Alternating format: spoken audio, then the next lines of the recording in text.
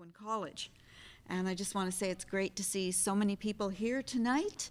We had a storm coming, but here you are, and also to see so many people who have been involved with the scriptwriting program in the past. Writing a 10-minute play is a challenge, for the goal is a complete world and plot and characters with motives and emotions all in one tight package. Is the music gone? Thank you. Tonight's plays do all that and more. So we begin with 4 plays in Act 1, after which we will hold a brief Q&A with the Act 1 playwrights, followed by a 10-minute intermission, and you probably saw on the way in, there's lots of sweets for you to enjoy, homemade baking, then on to Act 2. And we're trying something different this time at the top of Act 2 because one of our playwrights is also a storyteller. I want to thank Dan, Matt, and Terry, who is up in the booth, all listed in our program for their support for Hothouse. And I want to thank our TV and broadcasting students behind the cameras tonight for offering us their talent and time. Michael, Divine, Tyler, Violet, Kaylin, Nasser, Zohar, Samuel, and Zach. Hothouse is also now become a unique collaboration between the scriptwriting program and performing arts division. So thank you to our actors reading tonight, also listed in your program, some of whom are scriptwriters as well, Rena and Dustin, and then performing arts students Kiana, Kaylee, Dawson. Added to that, we are rounding out the performers with Professor Rick Colbars. Thank you for coming, and now I invite Uchechi, our first playwright, to start the evening.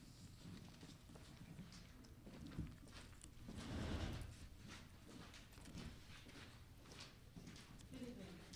My name is Uchechi. My play is called Still, and it takes a peek into the life of Viola, a struggling chef, and an unhappy wife. Enjoy the reading. Thank you.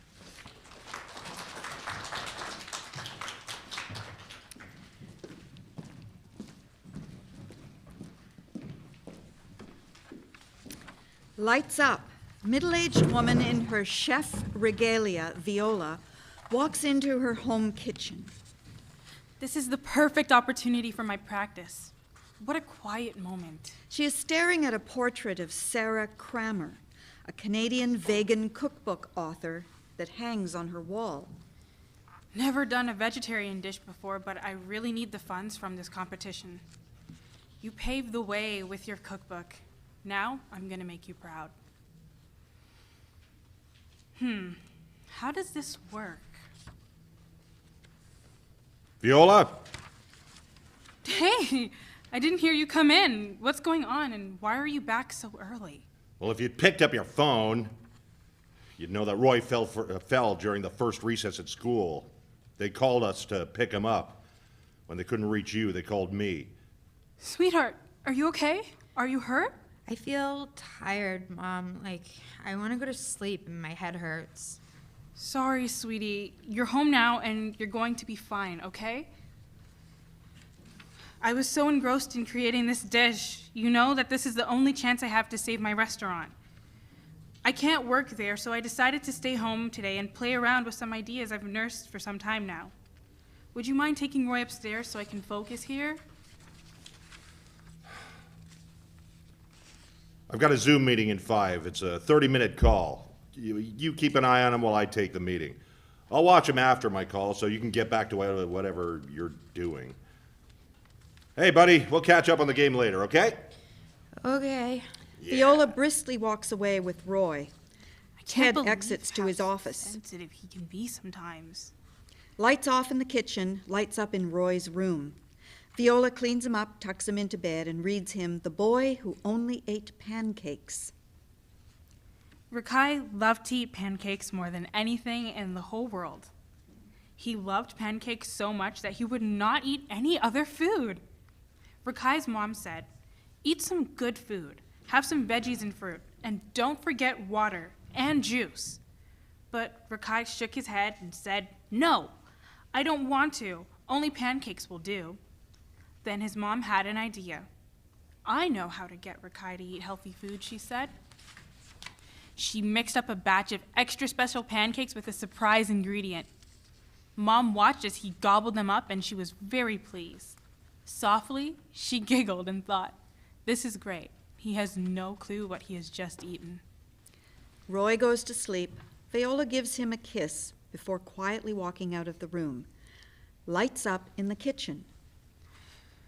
Now I have to think of a secret ingredient, like Rakai's mom. Staring at her workboard and the array of grains, fruits, nuts, and vegetables, Viola starts drawing different possible recipe combinations. She reaches out for the cauliflower olive oil. I have my cauliflower and olive oil. Now I need to find some oregano in the garden. Oh, I need cumin and paprika too. Let's see if I have some. She Good. walks to I should be able to make some roasted cauliflower.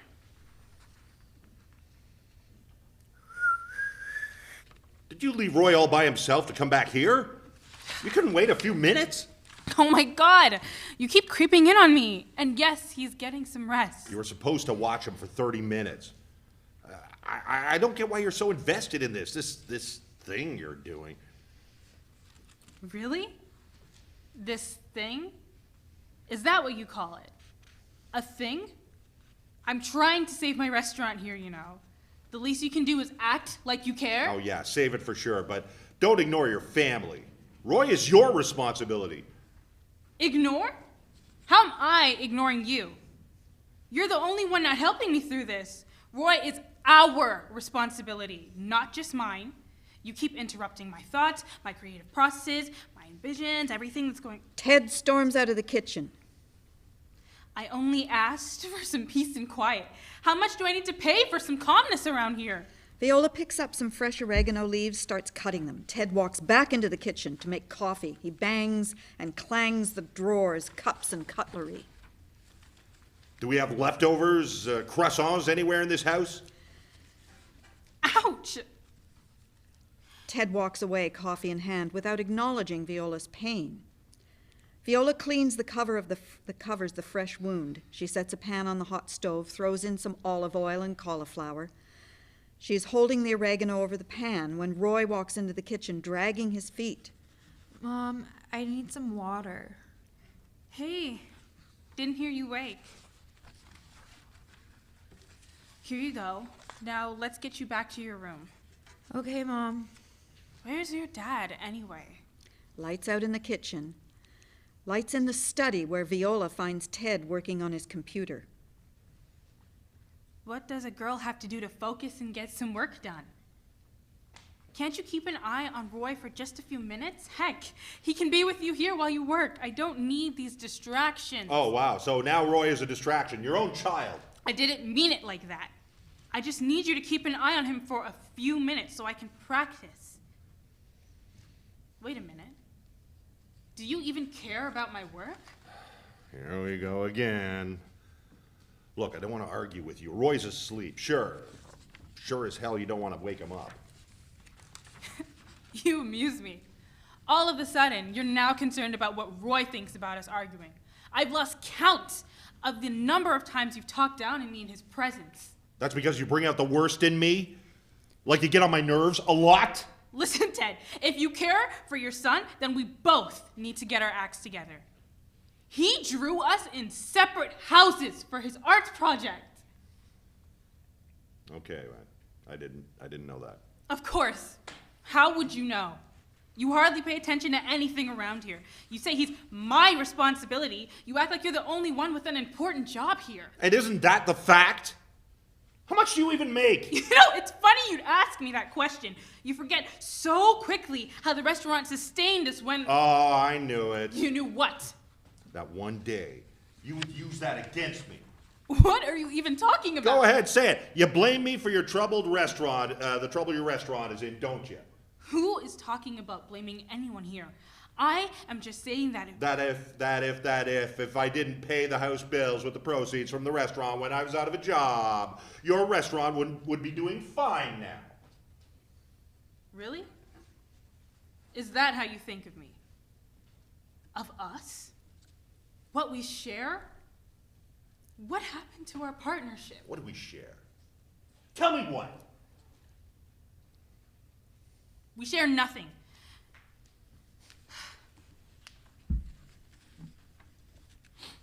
We share nothing. You play around in the kitchen and call that a job. You have no aspirations in life, or why would you depend on a competition to get your restaurant out of the woods? Bold of you to say that to me, considering... Considering what? Want to know what I really think? What? Say it. Say it, damn it. You're a terrible person. I've supported and helped you with the same restaurant.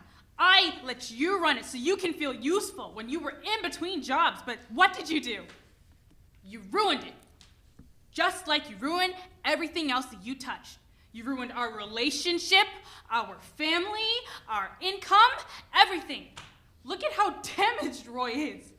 Is that what you want for our son? You like to think you're the only one that cares about Roy. Like I'm a terrible father. And you're not?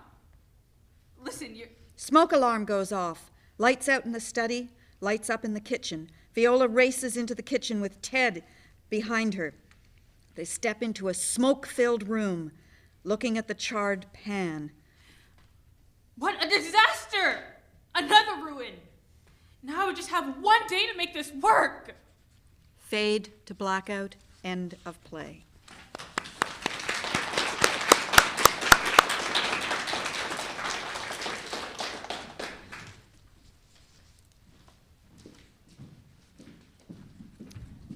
And our next playwright is Paul. Would you come up to introduce your play, please?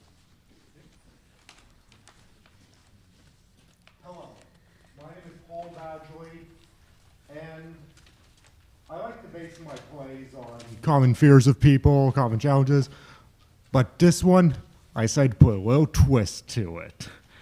My play is called An Embarrassment to Mankind. Enjoy.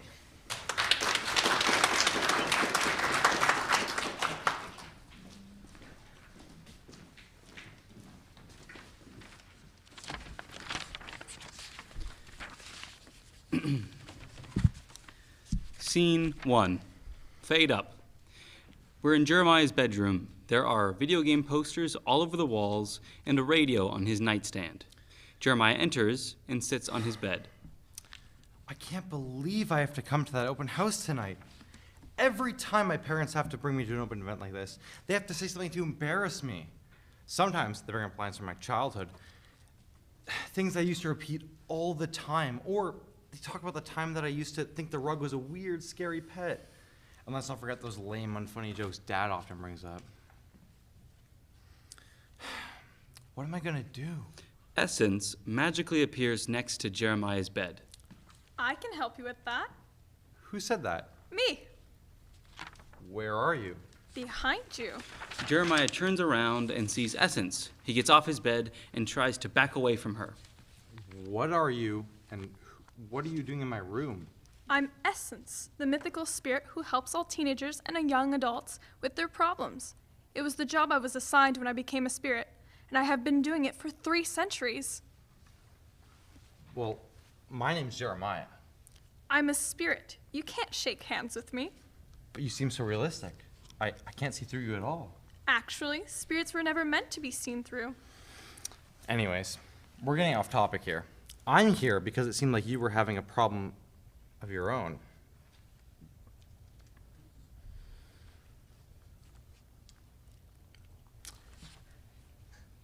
Essence, would you like to take that line, please? Yes. Anyways, we're getting off topic here. I'm here because it seems like you're having a problem of your own. Really? Well, I was having a problem of my own. I'm going to college next year, and they invited me to an open house, but my parents are coming along, and I know they're going to embarrass me. Wait, why are they coming to the open house with you? I think that they're just coming in with me to drop me off, but I know they won't. Why do you think they're going to embarrass you?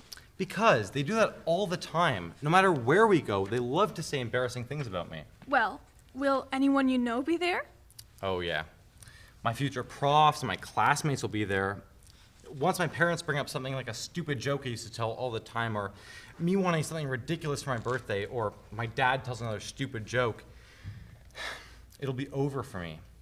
And I just know that some of my old friends will be there. Then, my parents might reveal something embarrassing about me that they never told anyone else about before. I'm doomed. Do you think they do that to you because they think certain things you did in the past were funny? Yeah? That's always what they embarrass me over.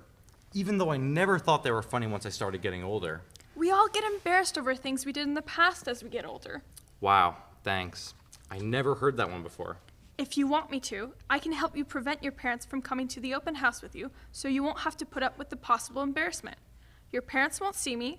I'm only visible to people I'm helping at the moment. Really? Thanks. I'll head downstairs right now and you come with me. All right then, just remember not to tell anyone you saw me, or I'll be out of my job forever. Jeremiah exits and Essence disappears. Fade to black. Scene 2. Fade up. The living room. There are painted landscapes hung up on the walls and flat screen TV, and there's a flat screen TV across from the couch. Chris and Belinda enter and sit on the couch. I'm telling you, Belinda, this open house is gonna be amazing. I can't wait to see what kind of things Jeremiah's gonna learn about. I certainly feel the same way, Chris. I can't believe Jeremiah is growing up. I miss the days where he was still in preschool, where he still loved repeating almost everything he heard in those videos we used to show him. Those were the days. Too bad he doesn't do that anymore. Times have changed, I tell you. Please don't remind me that Jeremiah is growing up. Jeremiah enters. He stops when hearing his parents talking. He hides behind the couch. Essence appears next to him. See? They're already planning the embarrassing things they're going to say about me at the open house. Actually, it sounds like they're just anticipating the open house. But Mom says that about me all the time, ever since I entered first grade. Also, can you keep it down? I think they'll hear you and they're going to wonder what's going on. Remember when I said only you can see me? You're the only one who can hear me as well.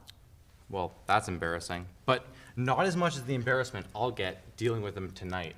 Well, I have a way to help you avoid the potential embarrassment.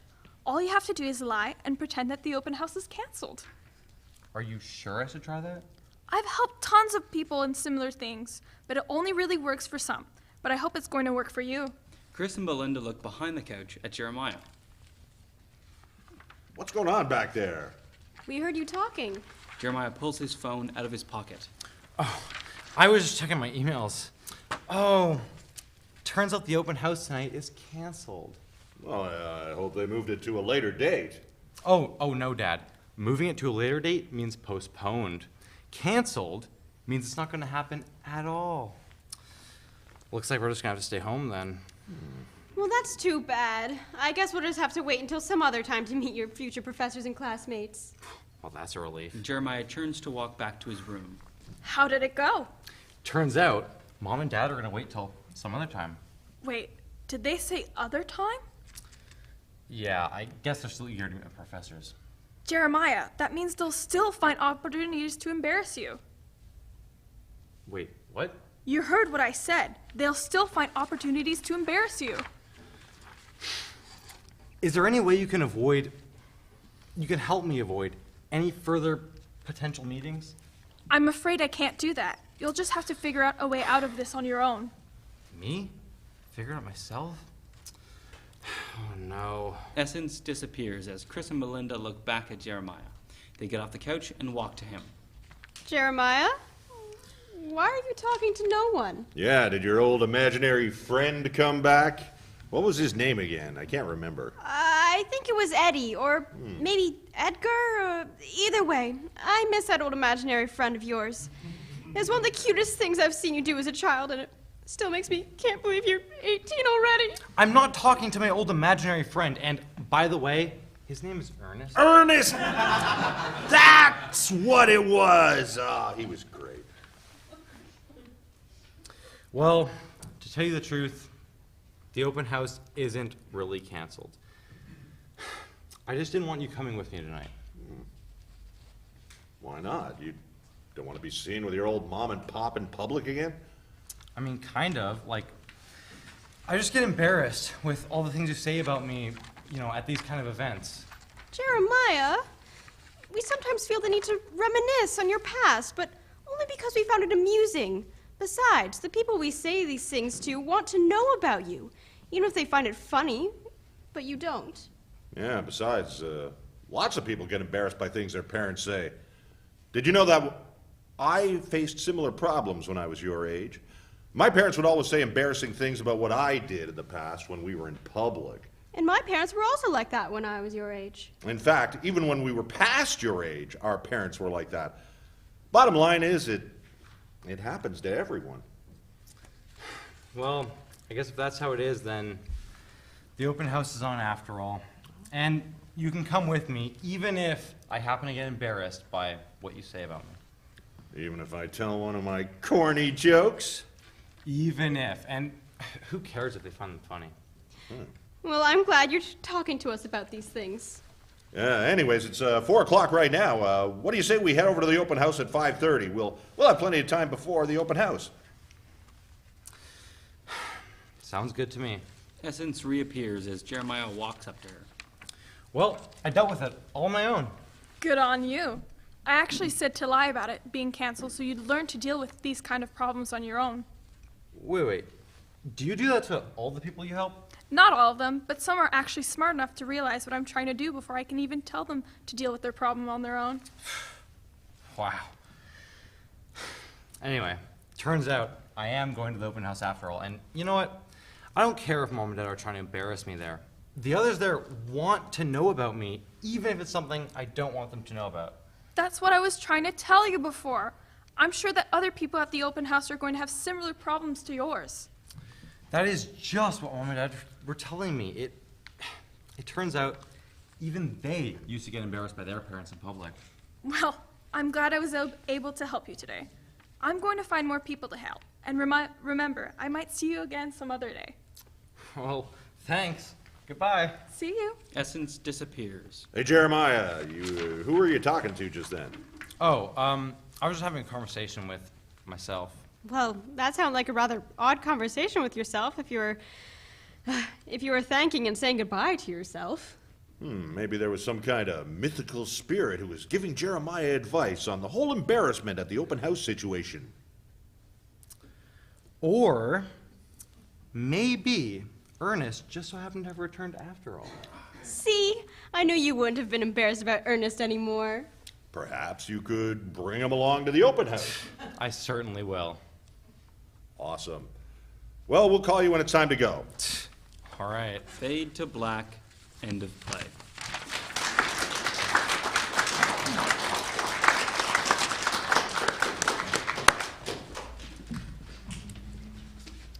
So, Ben, come up and introduce your play. Hi, my name is Ben Jabinsky. My play is called Just Talking, and it is a story about a father and son potentially having their last interaction with one another. So, trigger warning, this is an end-of-life scenario story.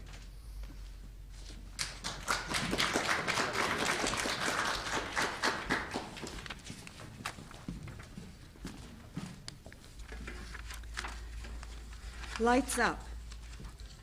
There is in a hospital room, white, lifeless, bland.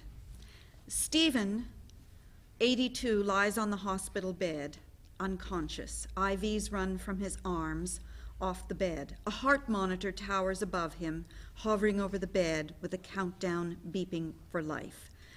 Enter Ken, 51. His movements are slow, almost lethargic. He looks over at Stephen, smiles, and sets his jacket on a chair. He pulls the chair over to Stephen's bed, sits down, runs his hands along Stephen's arm. You're almost there. Almost there, Dad. Looks at the heart monitor. Heart's still working hard, trying to keep you alive as long as possible. I love you. I know you know that, but I want to tell you anyways. He adjusts the pillows and the blankets. While driving, I thought of something that I hadn't remembered in a long time. I thought of when we went scuba diving in the Caribbean. When I was a kid, it was my first time. I was pretty nervous. Everyone jumped in at once, hitting the water just threw me into a panic, and the water was rough, and I thought I was going to drown. But you saw that I was panicking, so you took my head in your hands, looked me in the eyes, and said, "Look at me." Just breathe. In and out. And it worked. I was still a little scared, but it really helped. I felt safe with you. I have no idea why I remember that today. I guess my mind's just going through the memories of my childhood. Ken pours a cup of water. Instinctively, he pours a cup for Stephen as well, bringing both cups over and placing them near the bedside table. A nurse knocks on the door and enters. Sorry to bother you. Would you like me to turn off the sound machine? Once he passes, the monitors will be noisy, and most people find it distressing. No. Leave them on. I don't mind the noise. Of course. No problem. If he needs anything, just let us know, okay? For sure, yes. Thank you. The nurse exits. Ken sits back in his chair. What do you think it's like afterwards? Do we really see our lives flash before our eyes, or is there nothing? No final hurrah, no send-off, no light show of memories, just an abrupt end. Then where do we go? Is there a train that takes us somewhere, or does our soul just float up into the sky? You know me, I don't believe in that stuff. You know, a magical place in the clouds where all your loved ones are waiting for eternity. You know, sounds like 4 seasons. I wish it was true, though. It would be nice to feel safe and loved after our lives are over. Sadly, I think the truth is that our curtain call is just that. A curtain call. There's no after show or encore, just nothing. Why do hospitals have such shitty paintings? Where do they get them? Every hospital painting looks the same, but also different. Like, they all have that quality, you know? Has one person just painted every painting in every hospital? Jesus Christ. At the very least, they could help with the air of sadness by giving some good paintings to look at. I don't know why I'm making a fuss about this now. I've stared at this painting for months, but now it's just the most annoying thing to look at. I'm sorry to say, I don't think Triss will make it by the way. She's stuck at the airport. Travel issues. Something about the plane's bathroom's not working. You know, it's funny how the most trivial things stop you from experiencing the most important events in your life. You know, being sick, working late, or your plane's bathroom being broken. Stupid fucking airplanes. Something's always going wrong with them. They're never on time because something is always delayed, you know, every time. You know, planes must be cursed. You know, they're the fastest way to travel, yet they take the longest to get us somewhere. I've wasted more time in an airport or on a plane than in a car. You know, but sadly, my car can't drive across the Atlantic, so thank God I didn't have to fly here, or I might have missed this. Maybe I should have missed this. You know, maybe it would be better if I wasn't here. I mean, you're unconscious. You don't even know I'm here. You know, most of the time, you don't know I'm here. And when I am here, it's painful. All I see is a dying father. Because that's what you are. My dying father. You know, what's left of him. You know, my dad used to make me laugh. He gave me courage and helped me feel strong. And now he just reminds me of my death. But that's not your fault.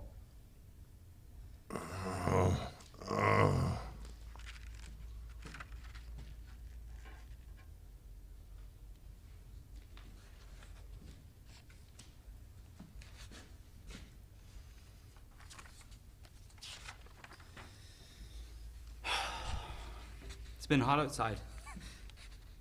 Good weather. I know you hate the heat, but I liked it, you know. Clear skies, no clouds, just sun. You know, I just realized, you know, you haven't breathed outside air in months.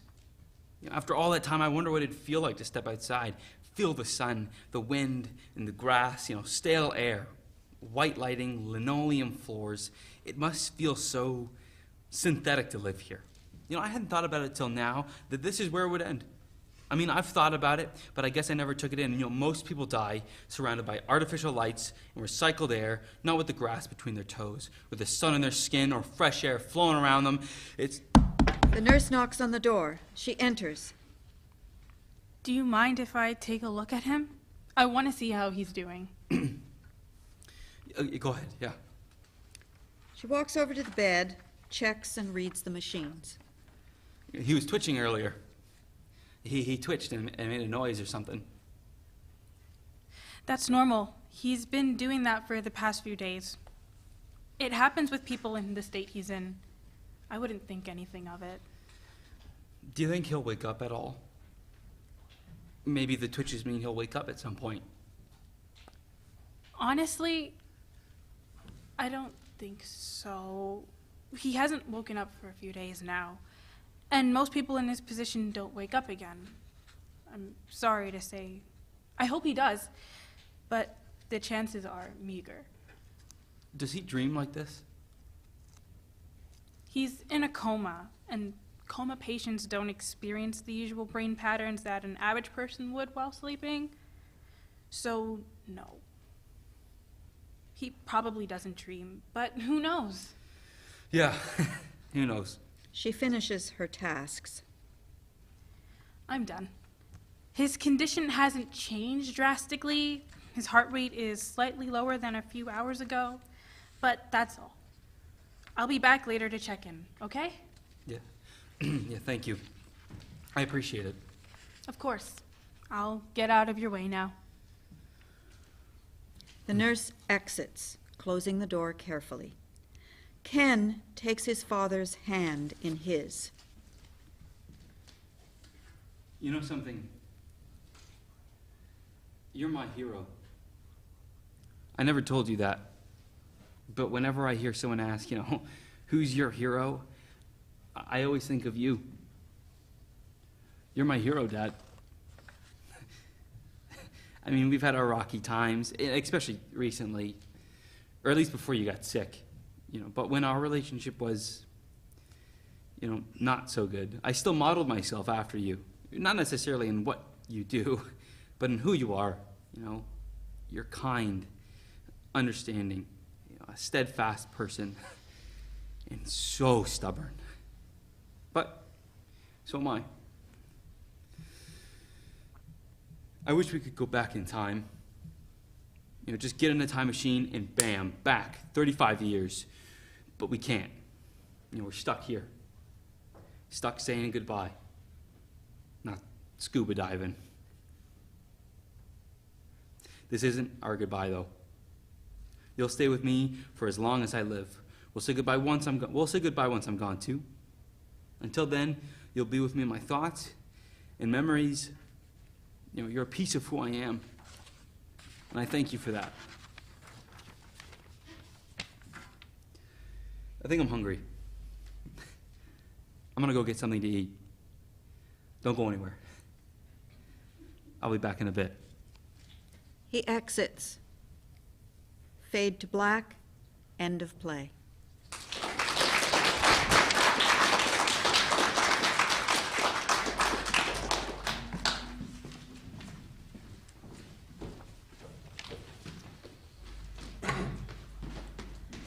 And Dustin, can you introduce your play? Hello there. I am Dustin Dignard, and I wrote A Loving Family. It's not based on personal experience, so don't get mad at me. But it's very fun until it's not, so please enjoy.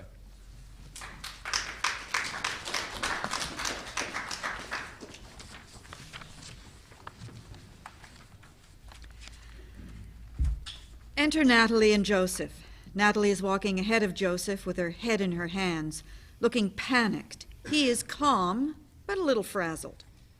This can't be happening. This cannot be happening. Babe, it's all right. Relax. We'll figure it out. Relax? You try relaxing when you have I have a parasite growing inside me. I had worms once. This is not the same thing. Oh, okay. I'm sorry. He approaches her tenderly, gives her a hug. She leans into the hug, seems comforted by it. No matter what happens, I'm here for you.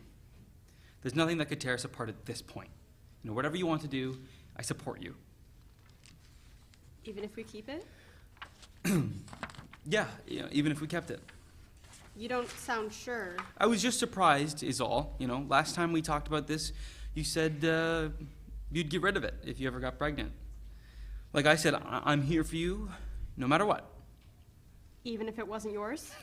Yeah, as if. I mean, yeah, of course. But it is mine, right? Natalie opens her mouth to answer, but there is a... Natalie, are you in there? You know you can't lock your bedroom door when there are boys over. Natalie runs over, opens the door, lets in her mom, Angela. Sorry, I didn't even realize it was locked. We were just talking about... Biology. Okay. Well, the dinner's almost ready. Is your friend going to be staying? Oh, please. We don't bite. It'll be fun. Do you like shepherd's pie? Sure. Okay, then. Angela exits, but she stops to say something to Natalie. Maybe leave this door open. Why? Why what? You're staying for dinner? You're already on thin ice with my dad. If he finds out I'm pregnant, he's going to murder you. Well, that's dramatic. But how would he find out? You won't tell him. I won't tell him, so... My mom usually serves wine, and I love wine. So if I'm not drinking any, it's going to be suspicious. I'll need a really good reason. Aren't we aren't we getting rid of it anyways? Hell, drinking might just solve the problem for us. Joseph, this is serious. I'm just trying to lighten the mood. We have to think about the kind of world we're bringing our child into. I don't want to bring a child into this world. Then why are we so against abortion? Why are you so against abortion? I'm not against it, per se. I don't know, it feels wrong. It's like killing a baby. Okay, so we keep it then. We'd have to run away. My dad would literally kill you if he found out. He's a cop, so he could get away with it if he wanted to. Well, let's run away then. Great idea. I can use all $20 stored in my bank account to get us and this baby a new life. Great thinking, honey. Oh, all right, point taken. Looking on the bright side, at least we had a good time.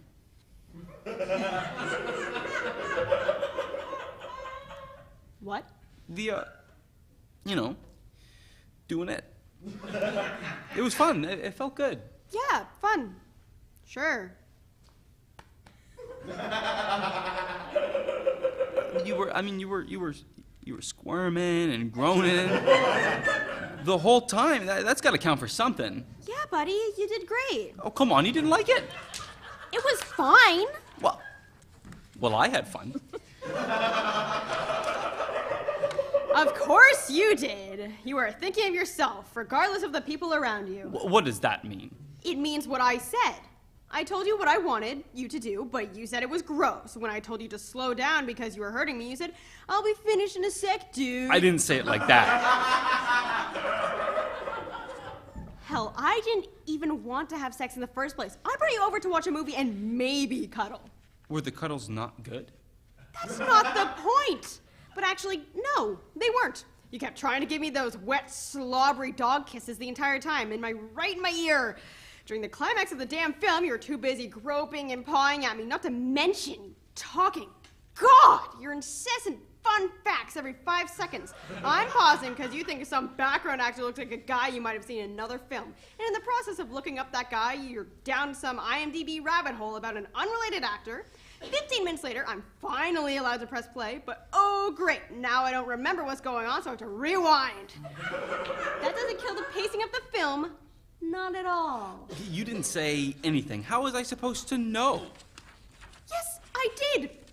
Multiple times. I told you I want to finish the movie without interruptions. I told you to hold your comments. I did everything short of yelling at you. Is this what it takes to get you just to listen? I have to raise my voice, get mad, and shout? Okay, damn, sorry. I gotta say, this is really an eye-opener for me. All right, tell me what I did wrong so I can be better next time. Are you serious? I just did. Oh, can you repeat yourself? I don't think I got it. You want me to not grab your boobs when we're watching a movie? So, like, wait till after? Because I can do that. I was more asking about the sex, though. That's what I want to get better at, so next time... There's not going to be a next time. What? Why not? Because it was terrible. One night of terrible thrusting, and 2 weeks later I get the privilege of learning that my life is over. Thanks, Joseph. I thought we had sex on Valentine's Day. That was 2 months ago. What did I say? When did you invite Kevin over to study? Your point being? Condom. Birth control. The chances of you getting pregnant were astronomically low. You cheated on me. You're an inconsiderate moron. And that makes it okay to cheat? I was going to break up with you. Oh, good. Now I feel better. So why didn't you? Because Kevin's even worse than you are. At least you agreed to wear a condom. What? Re-enter Angela. Hey, is everything all right? I heard shouting. Oh, just sad that Jofus has to leave. He can't stay for dinner. Aw, that sucks. Yeah, it's unfortunate, but it is what it is. You're not even going to say goodbye? Come on, give your girlfriend a hug. Right. They hug, then Joseph exits. Nice kid. Sure. Well, dinner's ready. Wash up, then come down and join us. She exits. I'm not keeping you if you're a boy. Lights down, end of play.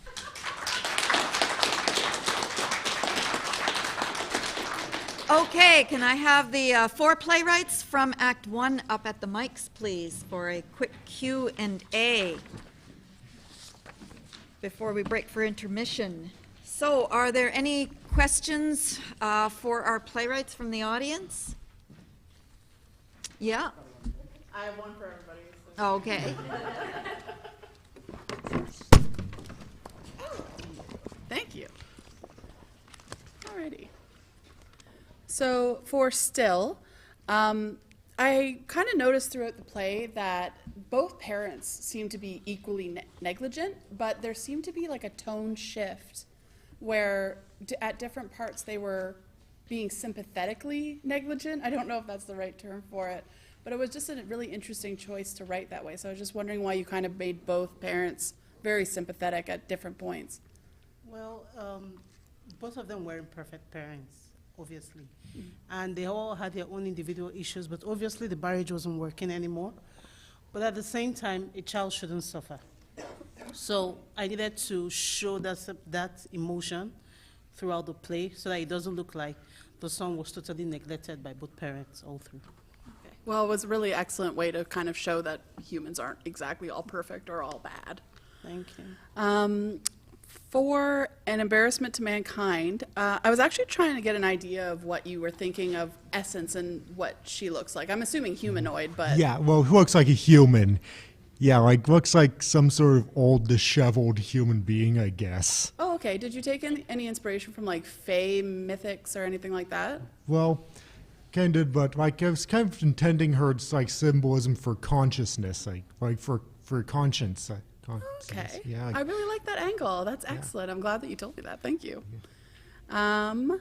For Just Talking, the spiraling chatter, the emotional shifts, so fantastic. Like, absolutely.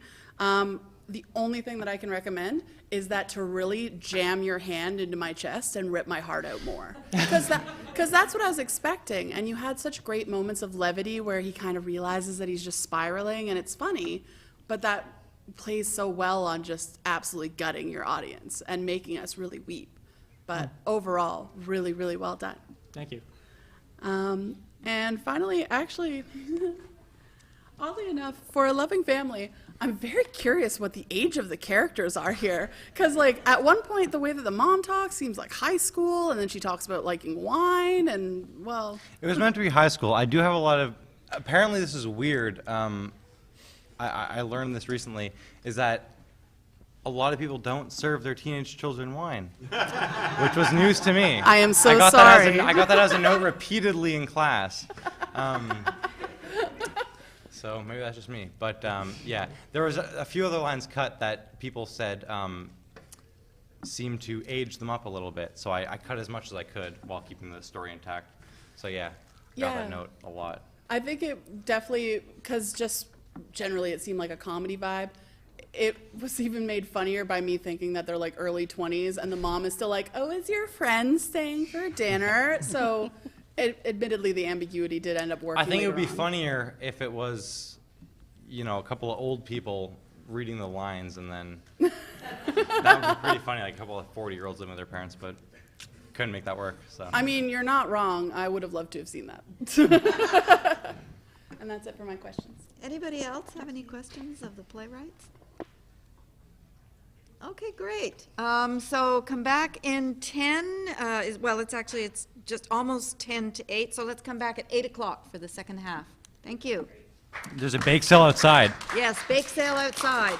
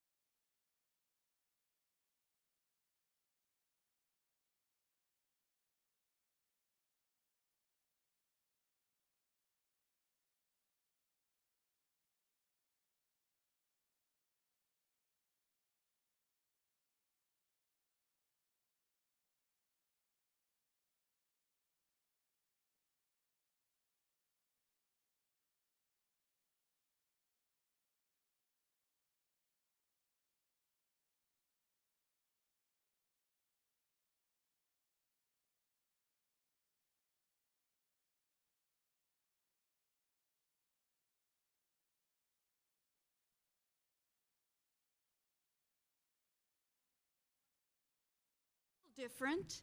I invite Uchechi up.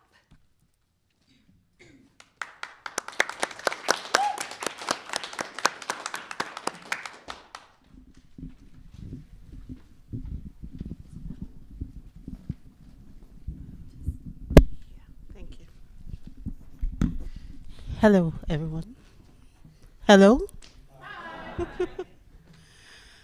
Now, in the animal kingdom, they had great international relations with heaven. So one day, God decided to throw a party for all of them and asked them to come up so they could have a good time. And so the king of the jungle, the lion, told all the animals, and they were all excited. And then the all-intelligent tortoise said to them, I think we should have pseudonames for this party. I think we shouldn't just appear bearing our names, the lizard, the monkey, the elephant. We should have different names. And everyone thought it would be a great idea. And he said, I'll go first. My name will be all of you. And they said, oh, whatever. Name seems odd, but whatever. And they all went on and picked their own names. When they got to heaven, the party started. Lots of food were made available. Only that for each time the servants brought the food, they said, it's for all of you. So guess what happened? The tortoise ate every single serving that was brought because he's all of you. He ate so much that he slept off, and the other animals angrily left him and went back to their kingdom. By the time the tortoise woke up, he was alone. He couldn't move. He screamed and shouted for someone to help him, but there was nobody to help him. Then he looked down and screamed and said, is anyone down there that can help me come down? And the lizard said, oh, we're gone already. I mean, we didn't have anything to eat, so we had to go. And the tortoise said, I'm sorry about that, but you should have just, taken a smarter name like I did. But just help me down, we can sort it out. And Lisa said, you know what? Roll over and fall down. I'll be here to catch you, okay? And the tortoise said, thank you so much. The tortoise rolled over and started to fall. Guess who was there to catch him? No one.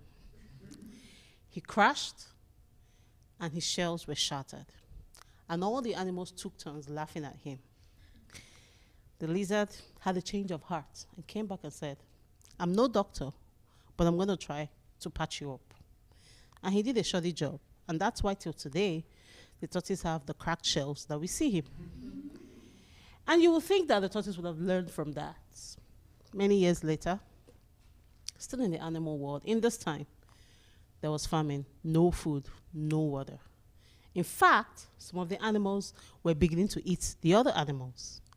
And so the lion didn't think it was a fair thing to do. I mean, we are one family, the animal world, so we shouldn't eat each other. And so he called for a cabinet meeting and asked all the provinces to send representatives. And they did send representatives. And the tortoise was there for his province. And he had this smarter idea on how to resolve this. He said, why don't we go to our neighbors, the land of the spirits, and ask them for some food,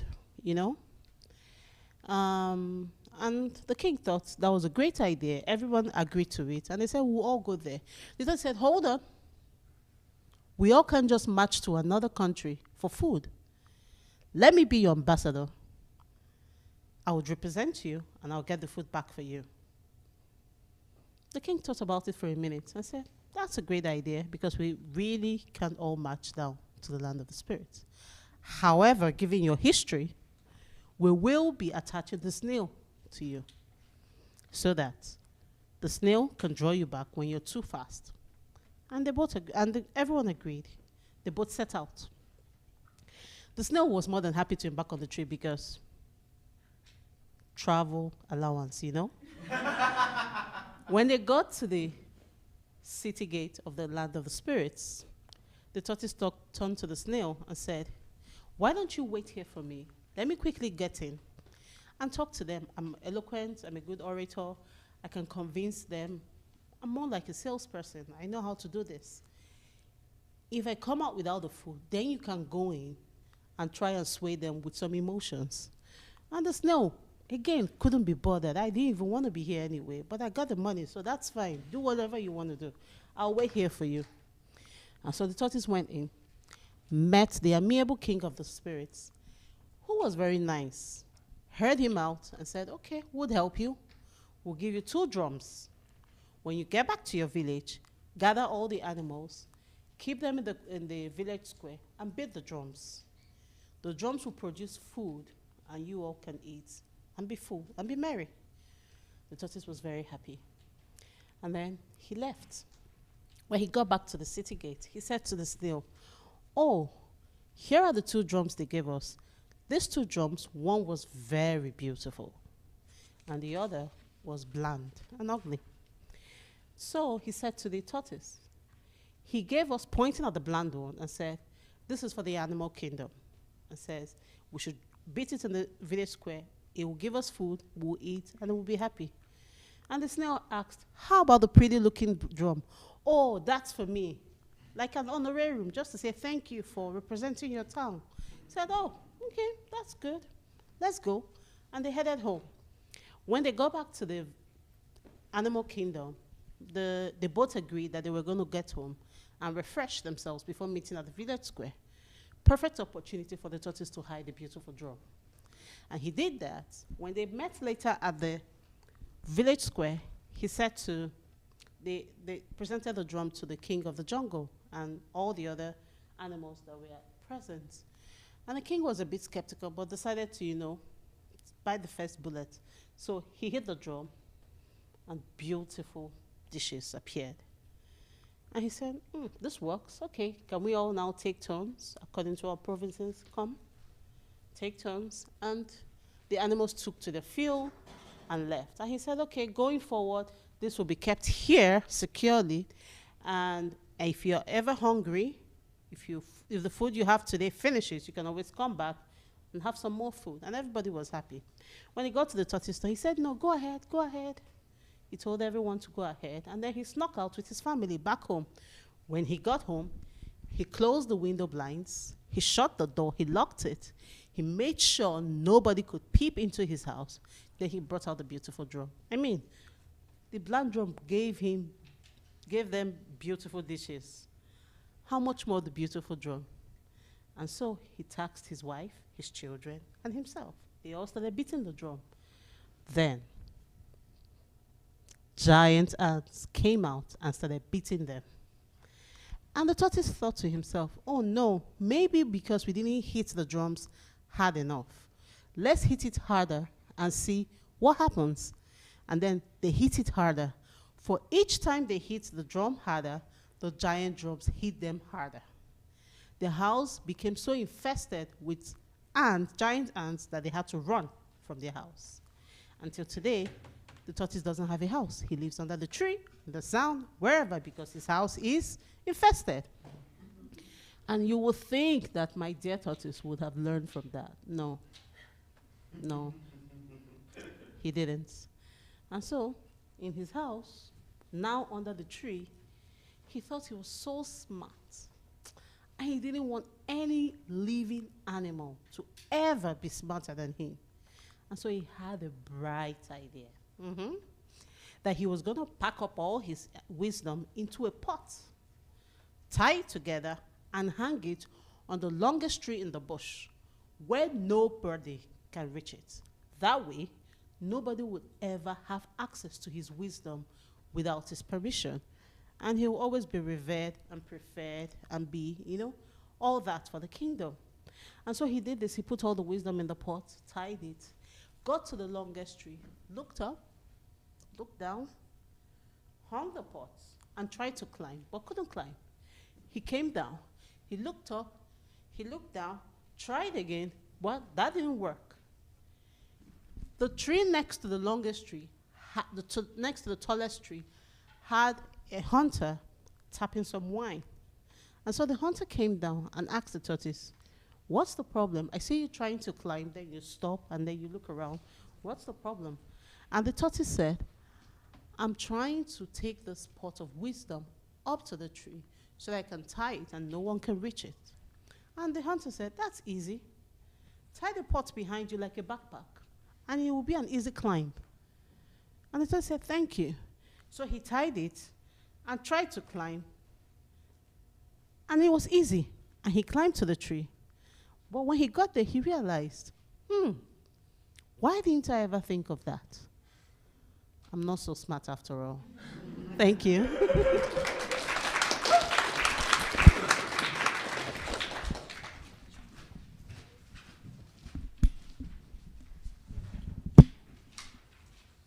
Okay.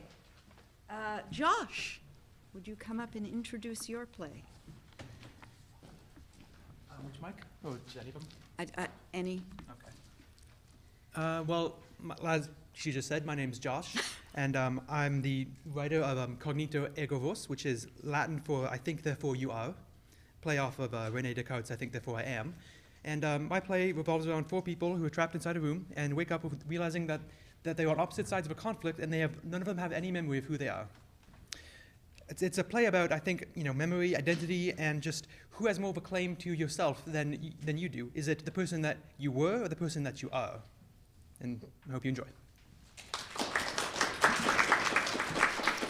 While the actors are taking their positions, I just want to apologize for a bit of an oversight. Lots of things happen during Hothouse, and when a mistake is made, it's usually mine. Samaya is an actress who is in our ensemble, and she read Viola, and her name is not in the program, which is the oversight. So now you know our whole cast. And welcome, everyone, as we start reading Cogito Ergo Vos. So, the setting is an underground hideout, sometime in the modern day. Hideout in disarray, papers scattered everywhere, furniture knocked over, and the walls scraped and scuffed. Has the makings of an intense fight scene. Sturgeon lies in the far corner of the room, cradling what looks like an oxygen tank of some sort. He wears a t-shirt with a picture of a fish on it. Jack is in a similar position, sprawled out across the floor in front of a wooden door. Blue is sitting in a chair next to Sturgeon, her arms and legs bound with rope to the back of the chair. She wears a blue denim jacket. All 3 are unconscious. Suddenly, a phone begins to ring, and a few minutes later, Sturgeon stirs. My head, man. Can someone pick up the phone? He surveys the disaster, fear beginning to emerge. Well, what the hell happened here? Hello? Goes over to inspect Jack and then Blue. Hello? You all right, pal? Miss? Why are you tied up like that? Hello? No response. The phone continues to ring.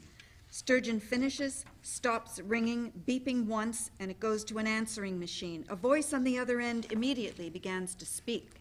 Yo, Morgan, it's Alex. Pick up the damn phone. What the hell are you doing over there? Look, we need to know the status of the 2 ministers over there before we close this deal, all right? If everything the doc was saying is true, and frankly, I have my doubts about it, the effects of the chemical agent should only be temporary, long enough that we can ransom them off without them remembering a damn thing about who kidnapped them in the first place. We just need to know if you and Jesse managed to administer the shit out without any issues. Any part of this plan cocks up, and we're looking at 25 to life, you know. They want the Minister of Agriculture and Wildlife done first, since the family there is actually open to negotiations. But don't skimp on the drugs of the Minister of Health, yeah? I don't know why the hell I'm explaining this all to you, since this is your damn idea, Morgs. I just wish you'd pick up the goddamn phone. Look, we're coming around in like an hour to pick up the hostages, and everything better be ready by then. Make sure Jesse doesn't get too rough with them in the meantime, yeah? No one likes damaged goods, all right? We'll come and get you out of the bunker in a bit, Morgs. Bye. Sturgeon takes a second to digest all this, goes to pick up the phone, but stops when he's about to dial a number. After another moment, he puts the phone back down into the receiver, spots a cracked mirror on the floor next to the overturned desk, picks it up, examines his face. Jack starts to awaken. What What happened? Who are you? Whoa, hey, settle down, man. There's been some kind of accident. Accident? What accident? And who the heck are you anyways? Yeah, I was just getting to that. Look, I'm just as in the dark about all this as you are. What do I think happened here? Hey, buddy, I asked you a question. What's your name, huh? I don't know. That's what I was trying to say. I think there was some kind of accident with some kind of memory erasing drug or something. Can you remember anything? No, I can't. Hey, what's going on here?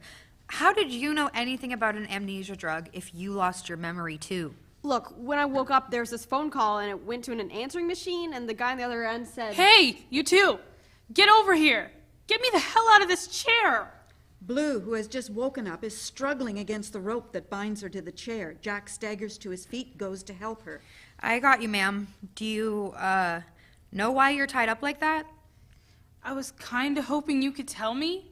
My brain is like all foggy or something. Yeah, the other guy over there was saying something about this amnesia drug and... Wait! Jack pauses in untying Blue to look up at Sturgeon. You might not want to untie her yet. Why? Yeah, what the hell, buddy? Look, when I woke up, that phone over there was ringing. Guy who was calling left a message asking about progress on some kind of memory-wiping drug to be administered to 2 hostages. Okay, and what's your point then? Something went wrong and we've all been affected somehow. None of us can remember anything. What, like permanently? Supposedly not, but I really have no clue. And what's this got to do with her being tied to the chair? Well, the message mentioned 2 hostages, right? Yeah, so what? There's 3 of us. A moment as they all think through the implications of this. Hey! Let me out of here! The door's locked from the other side or something! Yeah, just hold on a second. Jack looks to Sturgeon, who shakes his head. No. Considers this, but then goes to unlock the door. Right as he does, he's met with a pistol pointed at his face, wielded by Gun Guy. Back up. Back the fuck up, both of you. They do. Make that 4 of us. Yeah, I heard everything you two were saying. I even heard the phone message you was talking about. Ain't that right, Morgan? What? Who are you calling Morgan? Me or the Sturgeon guy? Your shirt, that fish, it's a young Atlantic sturgeon. Hey, did I say you could get all chatty, jackass? Shut it. Anyways, what Sturgeon Boy over here said was correct. The other room's for storage, I think. And it's filled with, midazolam or some kind of roofie-looking stuff. Those are amnesia drugs, along with a whole lot of other shit I didn't recognize, but stuff that'll surely mess you up if you mixed it together.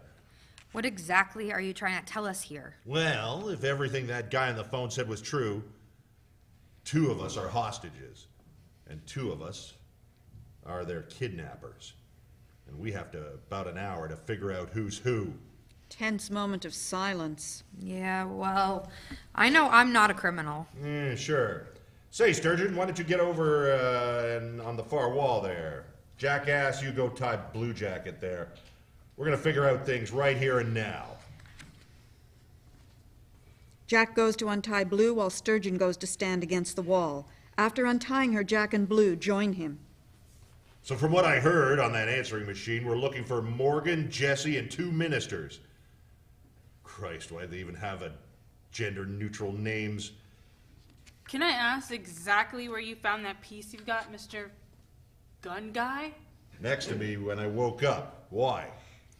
All I'm saying is, politicians aren't usually walking around with loaded guns, especially not ones that have been taken hostage.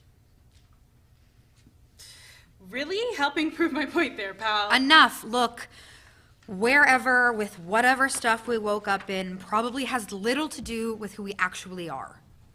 How so? I mean, look at this place. It's a mess. Some kind of struggle broke out, clearly, and either side could have gotten the upper hand, tied one of the others up, or have gotten a gun. Mighty convenient for you then, isn't it? That the line between attacker and defender is blurred. You're literally the one holding us hostage right now, first of all. This isn't getting us out of here, guys. Well, then why don't we just leave? Fuck who's who. We can figure that out later. I think this bunker only opens from the outside. Plus, I think it would be highly irresponsible to let any of us go without determining who's a kidnapper or not. What, you want us to hold some sort of tribunal, jackass? What if you're one of the baddies? What then? Well, then I guess I should be detained along with the other criminal. Oh, give me a fucking break. I'm serious. Just because I can't remember anything doesn't mean I don't know anything about myself. I know I'm a good person, and if I did these things, then I should be punished for them. Well, I'm glad at least one of us was able to scrounge an epiphany out of an accidental drug-fueled amnesia. Right. This guy is full of shit. And since I know I'm not a terrorist, that means it's one of you two and the jackass. Well, it ain't me. Yeah, well, we can't all be politicians. Well, I know who I am. What do you mean you know who you are? I've got a pretty good idea at the very least. So you boys go play Guess Who and get back to me when you've got that all sorted. Then me and my partner can take care of business when the others get here. Are you saying you're one of the kidnappers? Did it ever occur to you, the guy with the gun pointing it at my head, that you might also be one of the kidnappers? How are you so sure that you're not? How are you so sure that you are one of them, Blue Jacket? Honestly, I'm not. I have no idea. But what I do know is that in less than an hour, a bunch of other kidnappers are coming here to take stock. And I just figured that it'd be better to work with them in case I am one of the baddies. You get me? Maybe we should set some kind of trap for them. I'm not setting nothing. I'm going to sit right here until the boys come down here and knock the two of you out. And knock some sense into the third. This is ridiculous. We can't be making these contingency plans when we don't even know the basic fact of who we are. Yeah, maybe she's right, though. Are you kidding me? You'd work with her? The woman claiming to be a kidnapper? Maybe I already have worked with her. I don't know what to do. I'm just trying to make the least amount of risks possible. Taking the least amount of risk possible would be not jeopardize your possible career as a politician by working to ransom another politician. The jackass and the gun guy are the hostages. Me and the sturgeon boy are the kidnappers. Just my 2 cents is all. We're just going around in circles. We need to find a reliable way to determine who's who before those other guys get here. I don't think there is a reliable way for sure. Well, then what the hell do we do? That's just the thing, though. I don't really even think it matters at this point. If we've got no way of knowing, then all we have are assumptions and gut feelings. And that's not helping anybody. I think we need to come from this from the angle of the present and the past being separate from each other. Okay, what the hell are you even rambling about now? What I'm trying to say is, right now, whatever my hypothetical past actions were is irrelevant. I could be, I don't know, Harry Houdini or something just as silly. It's as possible as anything at this point. We could continue on with the pointless speculation, or we could mount a tangible effort to get us out of here. Who's with me? Yeah, I'm in. I think that's our best option. Wow, Mr. Jackass, real philosophical there. The point you're trying to make hypothetically works, but there are a bunch of non-hypothetical dudes converging this non-hypothetical hideout fairly soon. And they'll probably not too happy to run into 2 free hostages and 2 traitors. Still want to mount that tangible effect of yours? Nobody is mounting anything. I'm the one with the gun. I'm the one who gets to call the shots. Blue Jacket, were you serious when you said you think you're one of the kidnappers? As serious as you want me to be. All right. Here's what we're gonna do. You, Sturgeon, tie her to the chair. Do it now! Blue sighs apathetically and puts up no fight as Sturgeon binds her to the chair. Okay, good. Now go back and stand next to the jackass. I'm not gonna accept that I'm one of these sick criminals, so it's gotta be one of you two and her. Whether you accept it or not, buddy, doesn't change who you actually are.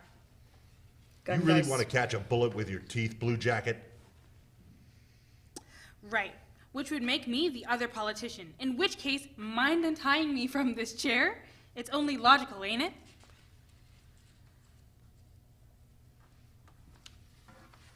What are you two rats whispering about now? Tell me. Oh, wait, I see. It's both of you, isn't it? You're both the kidnappers. You dirty, low-life crooks. You're gonna pay for what you did to me and her. Now! Before Gun Guy can react, Jack pulls up the small mirror on the floor and flings it at Gun Guy. At the same time, Sturgeon swiftly bends over to pick up the heavy oxygen tank he woke up next to, getting ready to also throw that at Gun Guy. Oh, hey, oh shit! Gun Guy raises his arm to block the small mirror thrown by Jack and then levels his pistol to fire at Sturgeon. He fires one shot, puncturing the oxygen tank, but he is unable to fire more as he ducks out of the way of the thrown tank. Jack suddenly rushes forward toward Gun Guy, tackling him off stage through the wooden door. Ah! A fight is heard off stage. Sturgeon rushes to help Jack, but stops as he notices the cylindrical tank he has thrown is leaking some kind of gas. Coughing, he turns over. The label says Rifenol. Behind Surgeon Blue is also inspecting the label. That's that amnesia stuff the gun guy was talking about. Oh, you have got to be fucking kidding me. They begin to violently cough. He's out cold. What's that smell? Oh, shit. We've got to get out of here before our memory goes again. Come on. Hey, don't forget me. You can't forget. Blue falls unconscious. Before they can reach the door, Sturgeon puts a hand on Jack's shoulder. Wait. I think she may have been right. I think I was one of the kidnappers. So what does that mean? What should we do? Maybe it's better if I don't remember. What? Go and get the gun guy. It's you two who deserve to escape, not us. Maybe next time we can wipe the slate clean. Jack moves toward the wooden door but collapses from inhaling too much gas. He falls unconscious. Sturgeon watches him. After a few moments, he solemnly moves to pick up the leaking canister and sits with it in the same corner, waiting for the effects to kick in. Seconds later, he also falls unconscious, clutching the canister. A phone can be heard ringing as the lights dim and fade to black. End of play.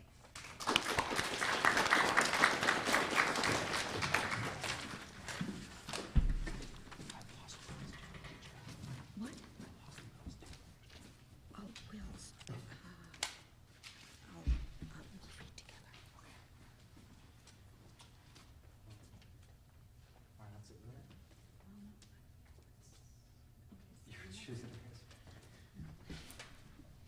So the next play is Who's to Blame? Philippe, can you come up and introduce?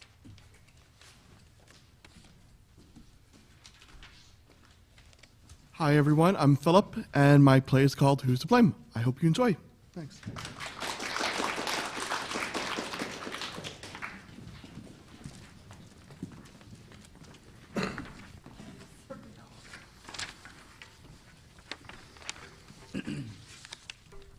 Scene 1. Dana and Ellis, we're in a kitchen. It's a modest home. Dana enters the kitchen. Ellis is sitting at the table, eating his breakfast and reading a book. How was your night? Fine. Yours? It was all right. Are we going to talk about it? It's nothing to talk about. I don't think you seriously believe that. We both cheated on each other. Don't you think that we should discuss this? Honestly, I don't. We both did something we regret, and discussing it might create more difficulties. Not talking about it is worse. We need to figure out where we went wrong. Really? You really want to talk about where things went wrong? You cheated on me. Not only that, but you cheated on me with my best friend. You cheated on me as well. I only slept with Sandra after you cheated on me first. I was drunk, I was angry. That was my reason. I still am having difficulty remembering that night at all. Besides, what was your reason again for cheating on me with Jack in the first place? I thought that you were cheating on me. You had been so distant lately. I wasn't distant. I told you I'd been busy working on a project at work. I still tried to make time for us. You chose to spend most of that time doing other things. And for that, I'm sorry. I should have realized that you were making an effort, but in my foolishness, I refused to see it. Yeah, well, what's happened has happened. Maybe we just need some time apart. You don't really mean that, do you? Maybe. I don't know. Everything's so frustrating and confusing. Do you still love me? I do. I think. Wait, no, okay, there's no doubt. Of course I still love you. I don't know, though, how we can get through this. I know every time I can forgive you, and hopefully you can forgive me as well, but that's what I need, time. And I understand that you feel that I had my own part to play in what led you and Jack to sleeping together, but maybe because of my own hubris, I refused to see it at the time. I should have been more clear in my efforts, I guess. The front doorbell rings and Ellis exits to answer it. Of course I forgive him. None of this is his fault. I wish I could make him understand that. Ellis returns to the kitchen with Jack. We have company. Jack, what are you doing here? I think I should give you both a few minutes alone. Dana leaves the kitchen as Ellis sits down at the table. So, what are you doing here, Jack?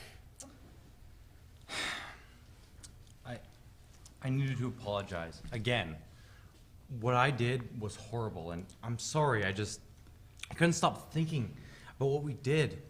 I feel horrible that I hurt you both. I should have been a better friend, not only to Dana, but more importantly to you, Ellis. You're my best friend. Hell, you're the closest thing I have to a brother. I shouldn't have betrayed you like that. I'm truly sorry. Please, don't take your anger out on Dana. She was hurting and things just happened. You know I love you, but I also know that Dana loves you so much. She wept after we slept together. You're her whole world. If cutting me out of your life is what is necessary for the two of you to patch things up, then I guess I'm willing to accept that. Do you love her? Not in the way you might think. I mean, I love her the same way I love you, like a sibling. We had a moment of weakness. Sheila had just left me, and Dana came to me asking me if I knew if you were cheating on her, and we started to drink, and sadly, in a moment that I will always regret, I kissed her. She kissed me, and... Oh, please, I don't need it. I don't need the details, thank you. Yeah, I'm sorry, you're right. You don't need to hear the details, but you need to know that it meant nothing. Our actions were never meant to hurt you. I know, but both of your betrayals have really hurt me. Jack's cell phone rings. I'm sorry, I need to take this call privately. I'll be right back. Fine. Jack leaves to answer his cell phone. Ellis stands, goes to the kitchen cabinet to grab a glass. Oh, what do I do? Why is this so difficult? My best friend and my wife. I know what I should do, and I should forgive them. And why can't I do it? I've made mistakes. This shouldn't be hard. What do I do? Ellis drops the glass, causing it to break. He tries to pick up the pieces, but cuts himself. Dana runs back into the kitchen and notices the wound on Ellis's hand. Ellis, Jack, what happened? Where's Jack? Relax. Jack got a phone call, I guess. He'll be right back. I'm sorry for hurting you. You mean the world to me. I know. But you mean the world to me as well. Dana helps Ellis up, and she cleans his wound. Hold on. I know it stings. There, all done. Ellis Sit down. goes to grab the broom and dustpan. Sit down. I'll clean it up. No, I made the mess. I'll clean it up. What happened to us? Where do we go from here? Now is not a good time, Sandra. I know, but I feel the need to apologize. I'm sorry, Dana. It's my fault. I should have drank more responsibly. Jack returns to the kitchen. I heard something break a few minutes ago. I'm sorry I couldn't get back. You! Do I know you? Not really, but I remember you from last night at Corgie's bar. Last night? I'm sorry, but I don't remember you. I heard you last night. You were bragging to your friend about how you convinced your boss to put this male coworker on this difficult project with you, and your plan was to seduce him. You said that his wife was pathetic and that he'd be better off without her. Ellis? Dana? I don't know what he's talking about. Please, it's hard to forget that cheap perfume you're wearing. It's not cheap. It's actually... Okay, if I remember correctly, your friend also happened to be your coworker. She had this horrible, obnoxious laugh, you said. I think her name was, I don't know, Kelly, Karen, I can't remember, but it's on the tip of my tongue. Carrie. Exactly, Carrie. She's also got a tattoo of a flower on her wrist. Definitely Carrie. Screw it. Yeah, you're right. Why? Why did you do this to us, Sandra? Ignoring Dana, Sandra approaches Ellis and puts her hand on Ellis's chest. I can make you much happier than this plain Jane. Why settle for this loser? We could have so much fun together. You deserve the best. Isn't that what you want? Ellis grabs Sandra's hand and pushes her away. She's not a loser. She's my wife, and I love her. I already have the best thing in my life. Ellis and Dana kiss. I'm sorry for hurting you. You don't need to apologize. Yes, I do. And you, Jack. You're the best friend a guy could ask for. I'm sorry for not forgiving you sooner. Ellis walks over to Jack and pats him on the shoulder with his bad hand. Ow. God, I wish we never slept together. I must have been really drunk to not be able to remember that night. Ugh. You're even dumber than I realized. You know what? Forget it. You're a loser as well. You can't even handle your liquor. You barely finished your third drink before you passed out. Wait, I passed out? So we never even slept together. No. And you know what? Thank God. I wouldn't have wasted my time if I knew how pathetic you really were. Sandra begins to leave. Hey, bitch! My fake tooth! Sandra picks up her fake tooth and runs out the door. Was that necessary? I mean, violence isn't the answer, really. I know, but she tried to destroy our marriage. And let's be honest, she would have gotten away with it. At least this way, she'll have a bit of a reminder not to mess with people's lives. Well, still, she could press charges against you. I doubt it. Besides, considering the worst I did was knock the cap off her tooth, I highly doubt the prosecutors will want to make a big deal out of something like this, especially as once they hear what she was up to in the first place. I wouldn't expect to do more than community service, which I would consider okay. Now that we know all of this, can things go back to normal? Of course, my love. Well, now that things are settled, how about we go to Corgie's to celebrate? The three of them exit, fade to black, end of play.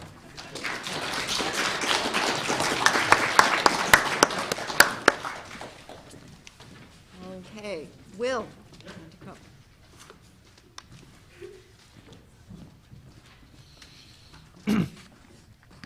Hi, my name is William Thibodeau. I am the playwright of A Deal with the Devil. We are finishing the evening with a little historic piece set in 1756, New France. I hope you'll enjoy.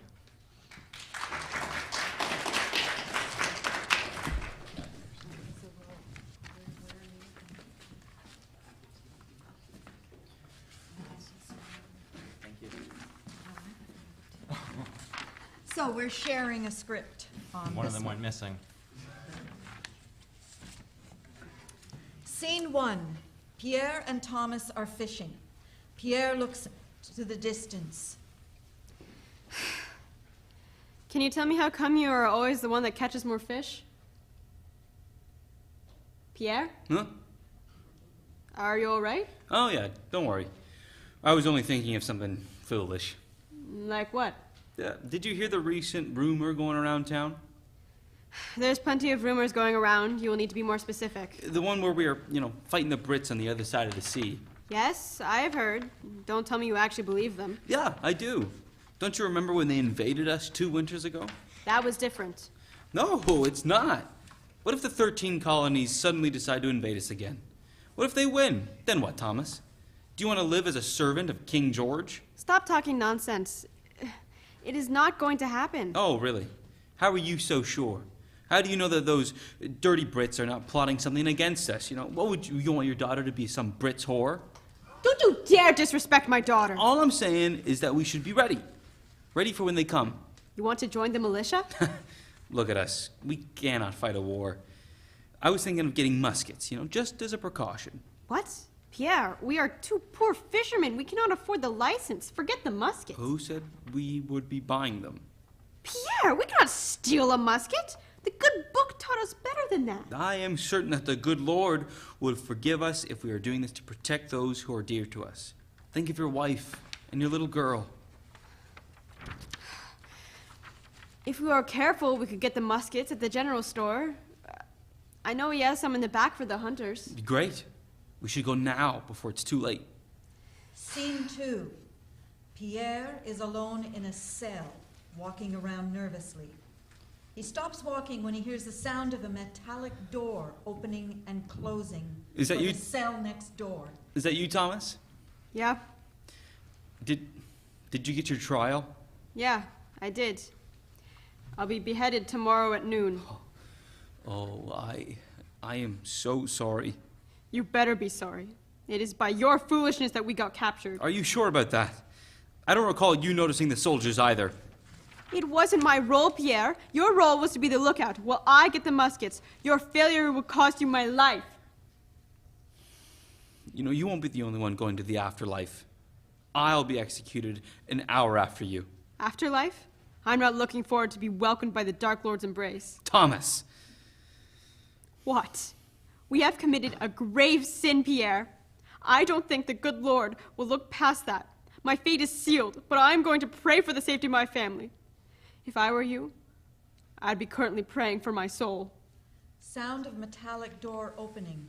Francois enters. Oh my, is it ever dirty in here? Apologies, your name is Pierre, correct? Who are you? I am Francois Baudelaire.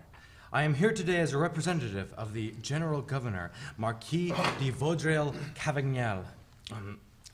Before we get to the reason of my visit, may I sit down? Thank you. The reason for my visit today is quite simple.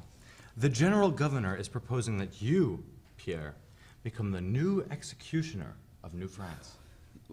What? And, if you accept the offer, you will have not only your freedom, but your crimes will be forgiven. Why me? The answer is quite simple, really.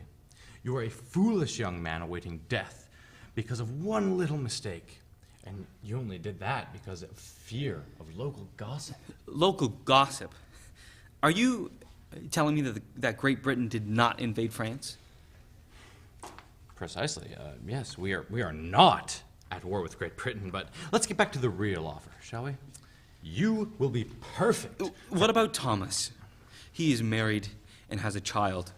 Wouldn't it be more appropriate for him to have this? Tell me, Pierre, how would you feel if a family man, a good Christian, were to become an executioner? I am a good Christian. That is not what I'm... Let me rephrase. How do you think the public would react if a respectable married man decided to become the executioner instead of entrusting the good Lord's embrace? It would bring shame to him and his family. No, it is better for everyone that he be beheaded. I heard that. Are you saying that my family will be better when I pass? I provide for them. They will starve once I'm gone. Francois makes a gesture to someone off stage. Roy enters dressed as an executioner. Could you take care of this little problem? Roy walks out of the scene. The sound of a metallic door opening is heard. No, stay away! Sound of beatings. Francois looks around, unaffected. Pierre raises his head and stares at the wall. After the beating, the sound of a metallic door is heard closing. Roy re-enters. Thank you. So, if you accept this offer, your first execution will be tomorrow at noon. Pierre stares at Roy. Pierre? Did you hear anything that I said? Yeah. My first beheading will be noon tomorrow. Great. Now, all we have to You do... mean when Thomas will be beheaded? Yes. You want me to kill my friend? That is one way to put it. The other way, the correct way, is to look at it as if you are simply doing what you were supposed to do. Well, I'll let you think about it. If you need me, just scream at the guard and I'll be here shortly. Francois gestures to Roy. They leave, sound of metallic door closing. Are you okay, Thomas? Yeah. Are you going to take the deal? No. Why not? Do you recall when we went to fish far from town? Yes, I do. Are you talking about the day that you almost joined the afterlife?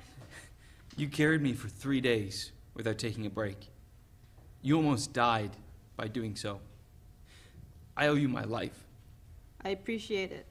I did not think you were a man of honor, Pierre. Me neither. Sound of metallic door opening. Roy walks in, grabs Pierre. No, let me go. Roy drags him off. What's happening? Pierre? Pierre? Scene 3. Roy drags Pierre into the scene. Stop. My execution is planned for tomorrow. You stupid, foolish boy. What? What did I do? You know damn well what you did. Are you talking about my decision? Yes. Do you realize that you are about to ruin the life of a friend and his family? What? What are you talking about? If you refuse the deal, Francois will just come back and ask Thomas to fulfill the role instead. What? He told me that he wouldn't. And you believed him. Francois is not a man of honor. He needs someone to replace me. He can't go back empty-handed to the general governor. Well, then at least his life will be saved. I would have fulfilled my debt. What? Are you insane?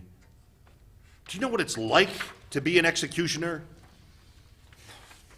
Even if you wear a mask, everyone knows who you are. Anywhere you go, all eyes are on you.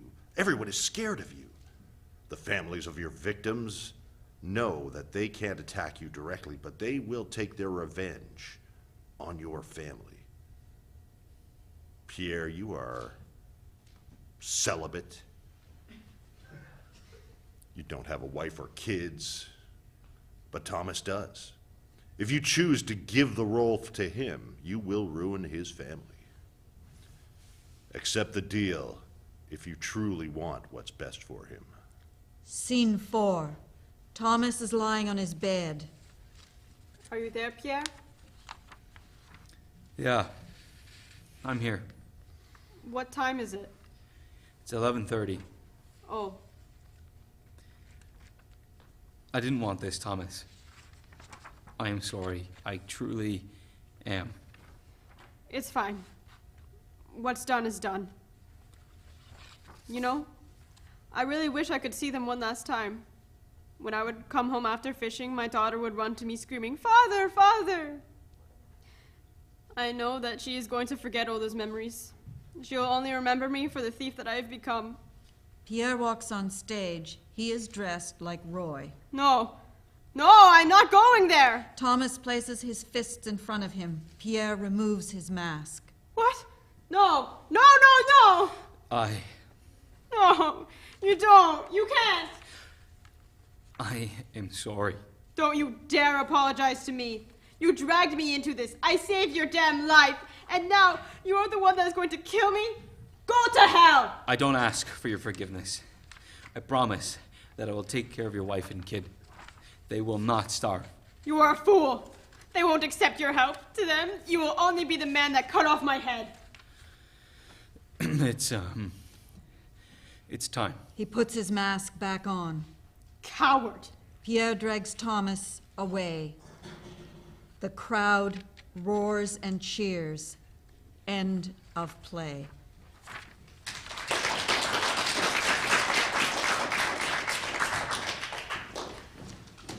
Okay, can we get the 4 playwrights up for discussion?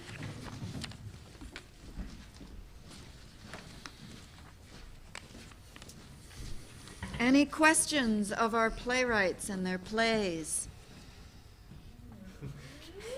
Okay. I do this every I'm sorry that I made you walk even further. Okay, this is mainly just a comment, but for storytelling, I thought it was so important because it's such an intimate form of storytelling, and it's just rare to actually have access to it. So I wanted to say thank you, and that it was a really fun story to follow.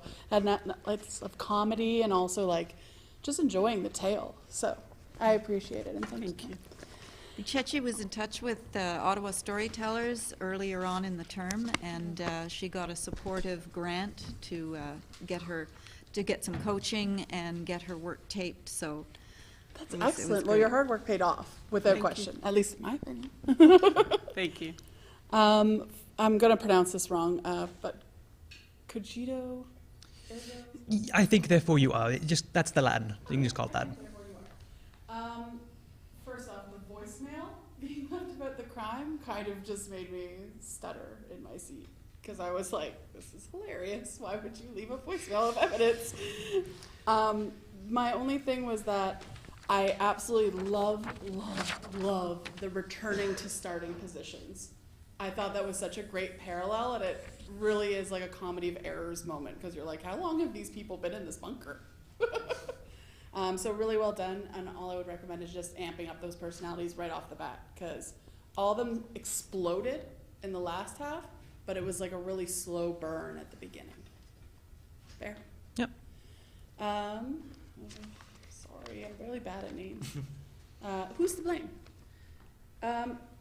Were you originally writing this as like a drama angle or a comedy angle?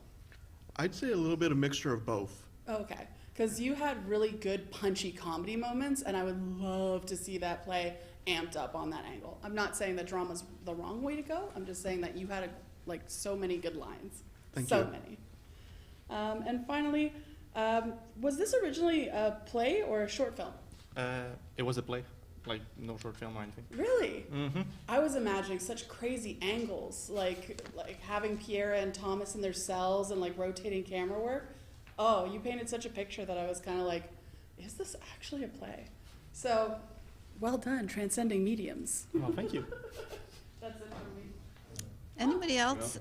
Any comments? Thank you. For Josh, have you ever thought about doing that idea as a video game?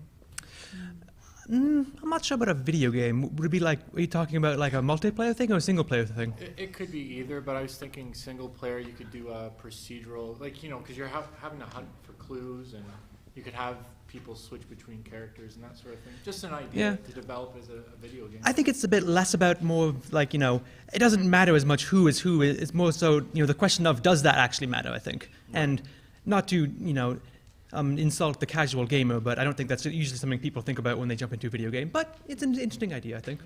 Okay, cool. Thank you. Anybody else? Any comments or questions or anything for our playwrights? Okay, well, thank you so much to our audience for coming out. It's just wonderful, and a round of applause for all our writers. And can I ask the actors to all come up on stage again and take a bow?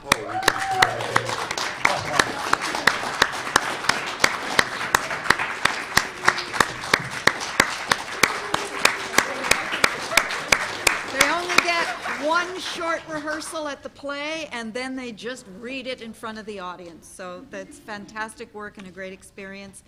Thank you for coming out and supporting Hothouse. It's an opportunity for everybody to hear their scripts read in front of a live audience, which we're getting back to, and it's so exciting.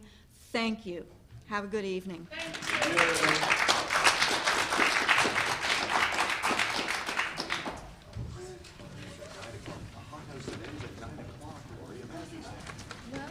that great? Bake sale is still active, by the way.